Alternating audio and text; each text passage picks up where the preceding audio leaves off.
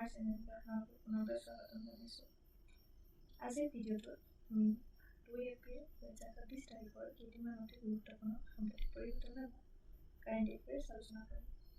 যিকোনো প্ৰতিযোগিতামূলক পৰীক্ষাৰ বাবে এই খবৰসমূহ অতি দৰকাৰী, তেন্তে পলম নকৰি আজি প্ৰথমটো খবৰলৈ আগবাঢ়ো।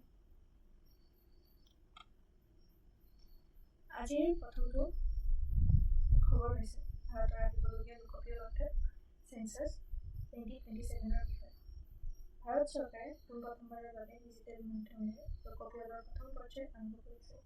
এই পদক্ষেপৰ জৰিয়তে নাগৰিকসকলে এতিয়া sc.census.gov.in নামৰ পৰ্টেলটোৰ জৰিয়তে নিজৰ ঘৰৰ তথ্য নিজে ডিজিটেলকৈ জমা দিব পাৰিব।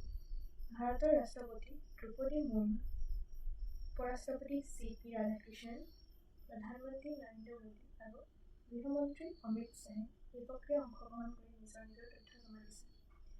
এই প্ৰথম পৰ্যায়টো 1 এপ্ৰিল 2026 তাৰিখৰ পৰা 8খন ৰাজ্য আৰু কেন্দ্ৰীয়শাসিত অঞ্চলত আৰম্ভ হ'ব। পৰীক্ষাৰ দৃষ্টিকোণৰ পৰা মনত ৰাখিবলগীয়া কথাটো হৈছে লোকপিয়ল ভাৰতৰ সংবিধানৰ কেন্দ্ৰীয় তালিকাত 69 নম্বৰ প্ৰবিষ্টিত অধীনত আহে। ইয়াৰ বাবে গৃহ মন্ত্ৰালয় অৰ্থাৎ মিনিষ্ট্ৰী অফ হোম এফেয়াৰ্ছ দায়ী হয়।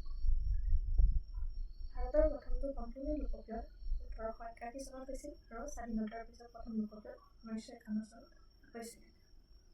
ইয়াতে আমি কিছুমান ৰিভিজন পইণ্টাৰ চেট কৰাৰ লগতে আগতে আহি যোৱা কিছুমান আমি এই টপিকটোৰ লগত ৰিলেটেড কুৱেশ্যন ইয়াতে এড কৰিছোঁ। আপোনালোকে PDF-টো নিশ্চয় আমাৰ টেলিগ্ৰাম চেনেলত জইন হৈছে, তাৰ জৰিয়তে আপোনালোকে এই PDF-টো লাভ কৰিব। আহক আজিৰ দ্বিতীয়টো খবৰলৈ আগবাঢ়ো। দ্বিতীয়টো খবৰ হৈছে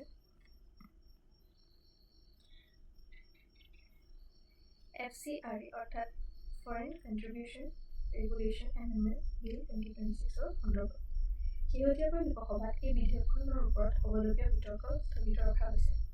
25 মাৰ্চ 2026 তাৰিখে উত্থাপন কৰা এই বিধেয়কখনৰ জৰিয়তে NGO-সমূহে লাভ কৰা বিদেশী অনুদানৰ ওপৰত নিয়ম অধিক কঠোৰ কৰাৰ প্ৰয়াস কৰা হৈছে। বিৰোধী দলসমূহৰ মতে এই বিধেয়কখনে সংখ্যালঘুৰ অধিকাৰ খৰ্ব কৰিব আৰু চৰকাৰৰ নিয়ন্ত্ৰণ বৃদ্ধি কৰিব। আনহাতে চৰকাৰৰ মতে ৰাষ্ট্ৰীয় নিৰাপত্তা আৰু স্বচ্ছতা ৰক্ষা কৰাৰ বাবে এই বিধেয়কখন অতি প্ৰয়োজনীয়।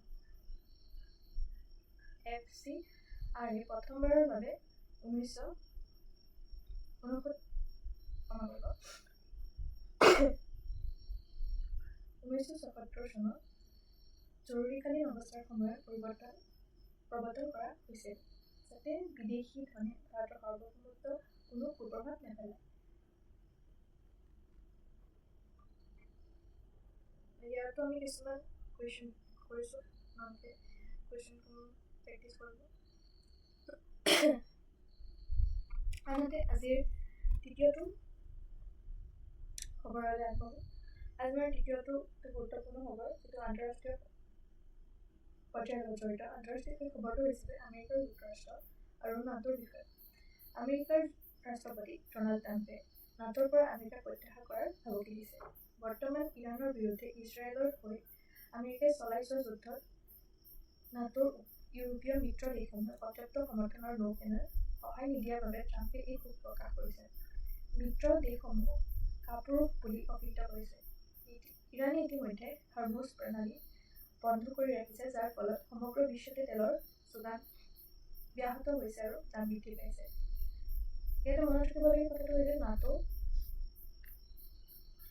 অৰ্থাৎ নৰ্থ আটলাণ্টিক ট্ৰিটি অৰ্গেনাইজেশ্যন 1949 চনত প্ৰতিষ্ঠা হৈছিল। ইয়াৰ মুখ্য কাৰ্যালয় বেলজিয়ামৰ ব্ৰাছেল অৱস্থিত।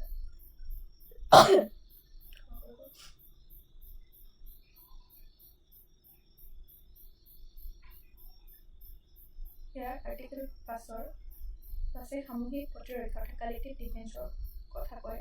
এখন সদস্য ৰাষ্ট্ৰৰ ওপৰত আক্ৰমণ মানে সকলো ওপৰত আক্ৰমণ বুলি ধৰা হয় আৰু তেওঁলোকে সেই সদস্য ৰাষ্ট্ৰখনক সহায় কৰাটো তেওঁলোকৰ দায়িত্ব। ইয়াতে আমি কিছুমান কুইক ৰিভিজন পইণ্টাৰ ছেট কৰিছোঁ আৰু লগতে কিছুমান প্ৰেক্টিছ কুৱেশ্যন এড কৰা হৈছে। আপোনালোকে আমাৰ PDF-টো আমাৰ টেলিগ্ৰাম চেনেলত পাই যাব। আপোনালোকে যদি টেলিগ্ৰাম চেনেলটো জইন হোৱা নাই এতিয়াও লিংকটো দিয়া আছে, লিংকৰ জৰিয়তে গৈ পেলাই আপোনালোকে চেনেলটোত জইন হৈ ল'ব। আৰু তাত আমি সদায় আমাৰ যিসমূহ PDF সেইসমূহ আপলোড কৰোঁ।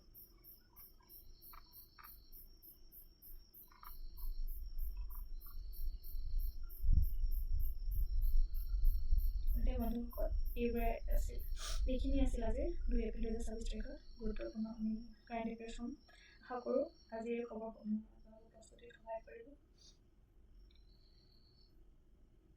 ধন্যবাদ।